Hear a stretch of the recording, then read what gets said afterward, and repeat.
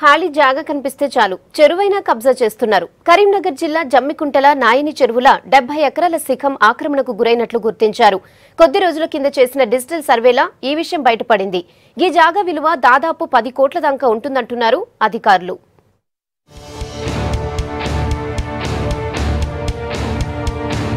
చెరువుల కబ్జాలపై నజరు పెట్టారు రెవెన్యూ అధికారులు. కరీంనగర్ జిల్లా జమ్మికుంటల నాయని చెరువుల 70 ఎకరాల శిఖం ఆక్రమణకు గురైనట్లు గుర్తించారు అధికారులు. కొద్ది రోజుల కింద డిజిటల్ సర్వే చేసిన రెవెన్యూ అధికారులు చెరువు భూముల్ని కబ్జా చేసినోళ్లకు నోటీసులు ఇచ్చారు.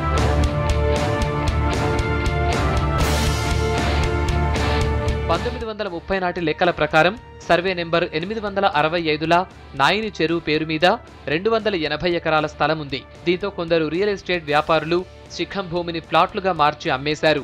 సింగరేణికి చెందిన చాలా మంది ఉద్యోగులు ఇక్కడ ప్లాట్లు కొన్నట్లు అధికారులు గుర్తించారు. కబ్జాకు గురైన ల్యాండ్ విలువ 10 కోట్ల దాకా ఉంటుందన్నారు.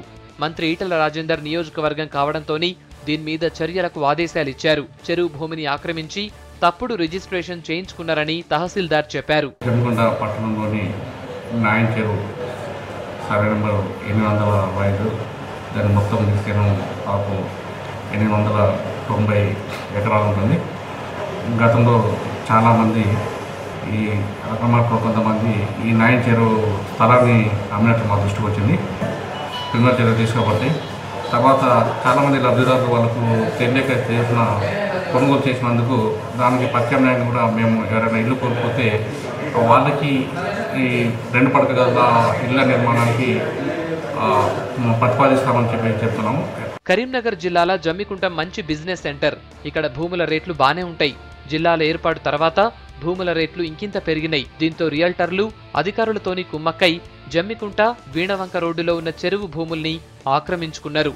కొద్ది రోజుల కిందట నాయని చెరువును మినీ ట్యాంక్ బండ్గా చేస్తందుకు 2.5 కోట్ల నిధులు కేటాయించింది ప్రభుత్వం. మేము మార్కెట్లో పని చేసుకుంటాం. హుజరాబాద్లో పట్టయింది. ఇక్కడ కౌన్సిలర్ వార్డు నెంబర్ అని ఉన్నాడు.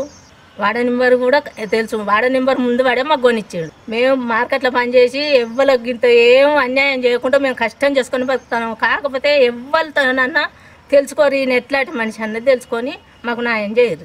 కూలాలు చేసుకొని కొనుక్కున్నాం. రూపాయి పొత్తు చేసుకొని పిల్ల ఉన్నది కదా పిల్ల గురించి అని చేసుకున్నాం. ఇవన్నీ లేకుండా మేము ఎందుకు చేసుకుంటే మేము ఈ చెర్ల ఏంటంటే వాళ్ళు ఎందుకు మాకు పట్ట చేసి ఇచ్చును.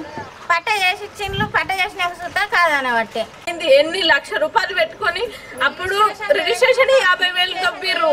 ఇప్పుడు ఇంటి పన్నులు, కరెంటు బిల్లులు, నల్ల బిల్లులు అన్నీ బరాబర్ తీసుకుంటారు. మళ్ళీ ఊలగొడతామని వేసుకుంటూ వస్తే మేము ఎక్కడికి పోవాలి, ఎవరికి చూపించుకోవాలి? మేము చేసుకునేది 100-200 రూపాయలు రోజు.